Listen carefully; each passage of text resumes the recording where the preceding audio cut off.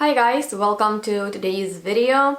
I want to discuss with you some best-selling perfumes and advantages and disadvantages of wearing bestsellers. And I would like to know what is your most favorite bestseller from the perfume world, and also the one that you don't like. Mine are surely very popular designer fragrances that I am not the biggest fan of, and I have already shared my opinion on them with you in some other of my videos, which I will link down below so you can check them out after watching this one. But today I actually want to discuss why is it good or not good, what's the risk of wearing bestsellers, and let's get started.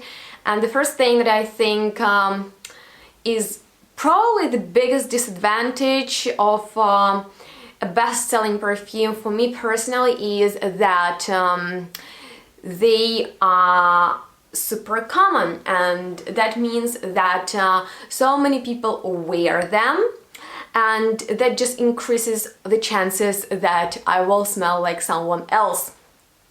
And that is not what I want. I actually want to wear a very special perfume that people will be wowed by and will ask me, what is this fragrance? It smells so good. And you can also achieve that with some best-selling perfumes. That is probably why they are best-selling, because they are mass appealing and you can please huge crowd with. And that is actually the advantage of bestsellers. A lot of them are very likable. Likability is the biggest plus of perfume bestsellers.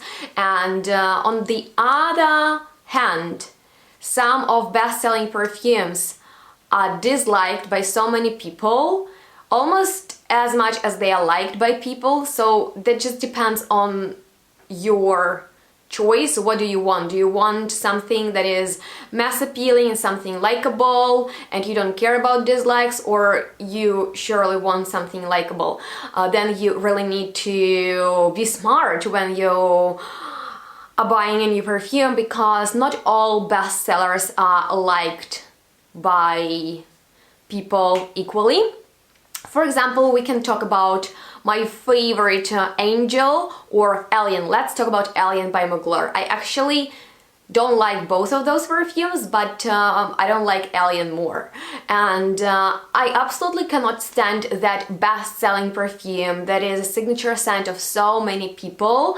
And I think because it is very, very overwhelming, it just provides me with headache right away. And I find there is just something about that scent that makes me feel very uncomfortable. And so when I smell this perfume on people, I go like, oh, we need some distance, and I try to avoid that person because I physically cannot stand that scent. So you can keep that in mind, that there are some bestsellers that are not liked by all people out there, but there are also some bestsellers like J'adore by Dior that a lot of people like, and it is less offensive than Alien, which is right in your face. So maybe if you want something very likable and something on the safe side, you can pick something that is round and nicely balanced, that is harmonious, and not something that might offend someone. And of course, you can do what you want. If you want to rock Alien, go for it. When I pick a perfume, I want me to like it in the first place, and then I will care about other people's opinion. But maybe if you really want to just smell good to everybody, I don't think that Alien or 1 Million by Paco Rabanne will do that, just because those perfumes are bold and they are bold statements, which I really like when perfumes do that. But in my opinion, those ones, they do it a little bit too much. When, for example, Aventus by Creed, that is inoffensive bestseller, which is very, very pleasant, and it is a very successful perfume that has been cloned for many years, many times. So maybe if you want just something very familiar for people to smell, if you want to wear perfume and you know it has a good reputation and you know that men and women like it, then I would say go for something like that rather than going that very, you know, like provocative way with Alien or what else is out there. There are some actually bestsellers that I really like myself, like Acqua di Gio by Armani. I really like that masculine perfume. I find it will never go out of style. It is just fantastic. And successful best-selling perfumes for women are surely Chanel No. 5, which I also have in my collection, and I do enjoy it myself. And another two favorites of mine are Shalimar, this ageless fragrance, and this is the original Opium by Yves Saint Laurent, but their black one is more modern and people love it too. It is also a bestseller. So there are surely some nice bestsellers and some that I don't really like. And it's up to you. It depends on your taste and what you're looking for in your fragrance. But I also wanted to talk about another huge, massive, actually, disadvantage of bestsellers, which is how easy they are to recognize. So, for example, that same Alien or maybe Le Mal by Jean Paul Gaultier, those are memorable perfumes. And the one problem is, like the biggest problem for me with that is that since those are bestsellers and a lot of people wear those perfumes, there are such high chances that you'll meet many people who wear same fragrances, just because when they go to the perfume shop,